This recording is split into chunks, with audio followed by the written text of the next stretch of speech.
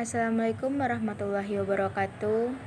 Perkenalkan, nama saya Irma Sylvia, INPM 18.1053.13.003. Dampak lingkungan dari berbagai praktik pengolahan pertanian konvensional vs pertanian organik. Pertanian organik. Pertanian organik mengacu pada sistem pertanian yang melarang penggunaan bahan kimia pertanian seperti pupuk dan pestisida sintetis dan penggunaan organisme modifikasi genetik (GMO) serta banyak senyawa sintetis yang digunakan sebagai bahan tambahan makanan. Beberapa masalah sosial ekonomi juga akan ditangani. Letakkan pendekatan pengolahan yang ramah lingkungan seperti dalam sistem dengan pengurangan tanpa pengolahan tanah atau pertanian pengolahan hama terpadu.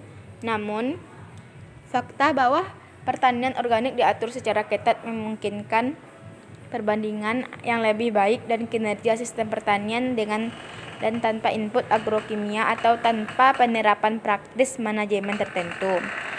Kesulitan utama dalam perbandingan adalah definisi kabur dari praktik konvensional yang berkisar dari polikultur tradisional sehingga monokultur industri tinggi.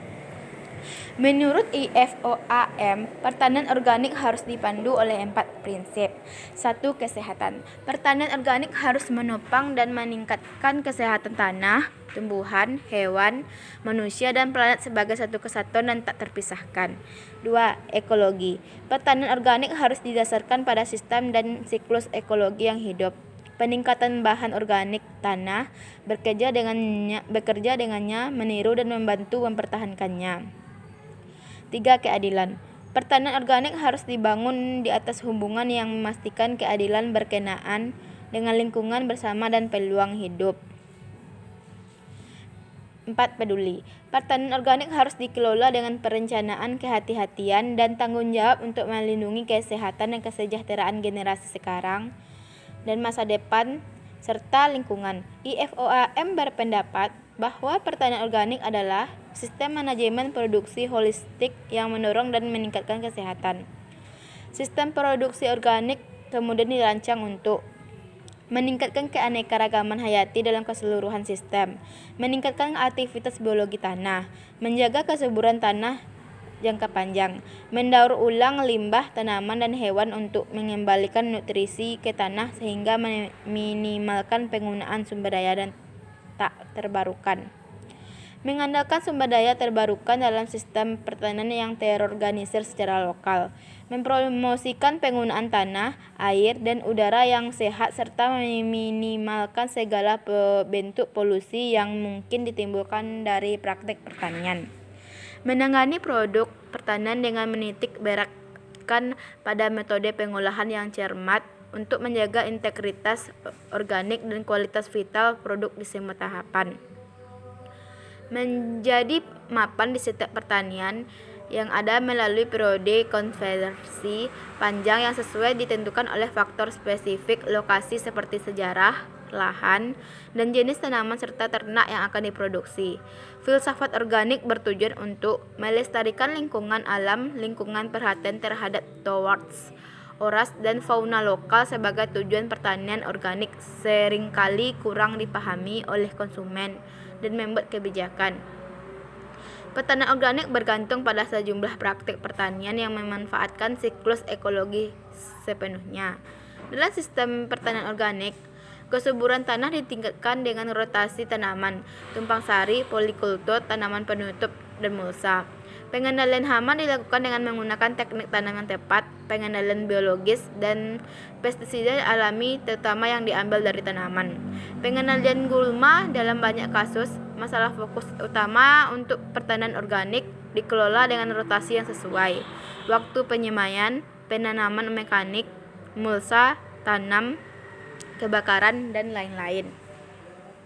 Ketika membandingkan sistem organik vs konvensional from to fork, kita juga harus menyadari bahwa kemungkinan kerugian dari produk organik adalah kenyataan bahwa produk tersebut menyumbang kurang dari 2% dari retail makanan global. Skala ekonomi yang lebih kecil ini dibandingkan dengan sistem konvensional dapat berkontribusi untuk menurunkan efisiensi energi pengumpulan, persiapan, dan distribusi. Pertanian organik bertujuan untuk memberi para petani pendapatan sementara pada saat yang sama melindungi kesuburan tanah, misalnya dengan rotasi tanaman tumpang sari, polikultur, tanaman penutup, temulsa, dan melestarikan keanekaragaman hayati, bahkan jika merawat flora dan fauna lokal sebagai tujuan organik. Secara internasional, pertanian organik telah resmi dilakukan oleh Codex Alimentarius Commission pada tahun 1991. CAC mulai menguraikan pedoman untuk produksi, pemrosesan, pelabelan, dan pemasaran makanan yang diproduksi secara organik dengan partisipasi organisasi pengamat seperti IFOAM dan UE. CAC menyetujui produksi tanaman organik pada bulan Juni 1999, diikuti oleh produksi hewan organik pada Juli 2021. Biofisik dan ekologi tanah. Karakteristik. Budaya pada karakteristik biofisik dan ekologi tanah dan bagaimana efek ini berhubungan dengan kesuburan tanah jangka panjang.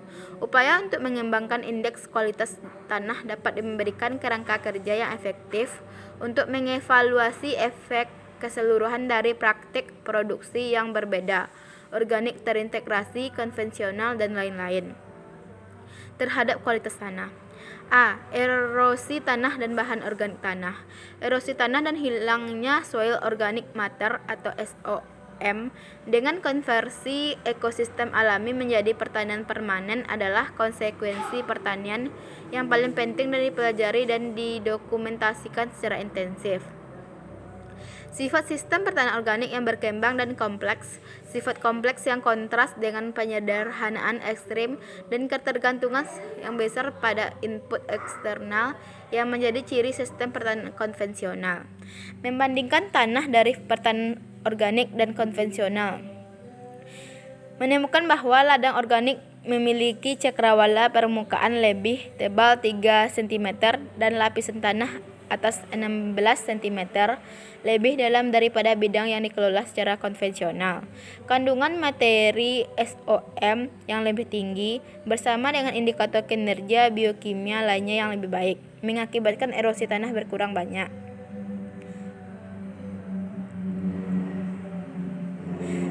B. Sifat kimia tanah. Dalam percobaan 8 tahun di lembah Sacramento, California, Clark Deck 1998 menemukan bahwa peralihan dari pertanian konvensional ke organik meningkatkan kesuburan tanah dengan meningkatkan C organik tanah dan kumpulan nutrisi yang tersimpan. Hal ini juga mempengaruhi potensi retensi air tanah ini secara positif dan mengurangi kerentanan terhadap erosi.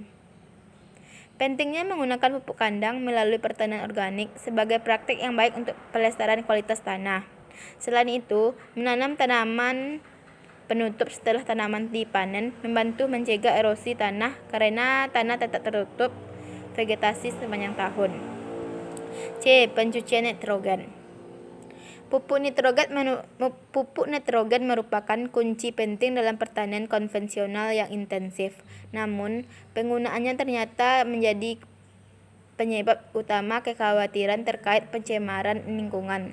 Sumber utama pencemaran berasal dari pupuk pertanian berbasis N, yang penggunaannya diperkirakan akan berlipat ganda atau hampir 3 kali lipat pada tahun 2050. D. Penggunaan air dan ketahanan terhadap kekeringan.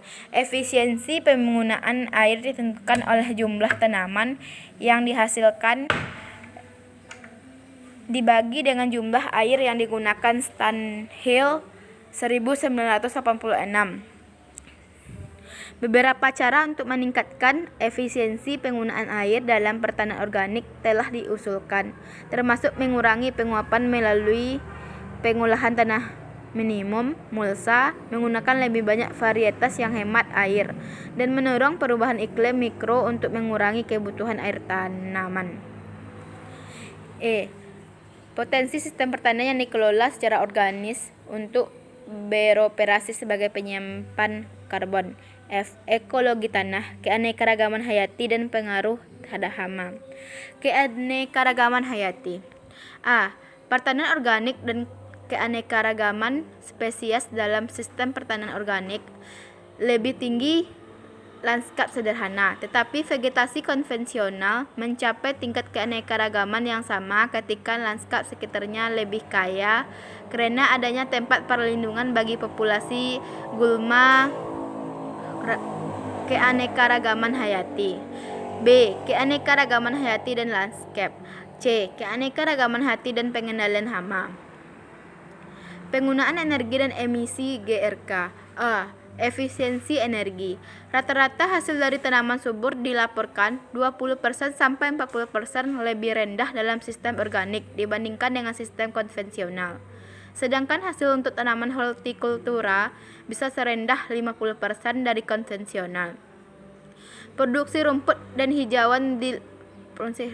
hijauan dilaporkan antara 0 dan 30% lebih rendah untuk sistem organik.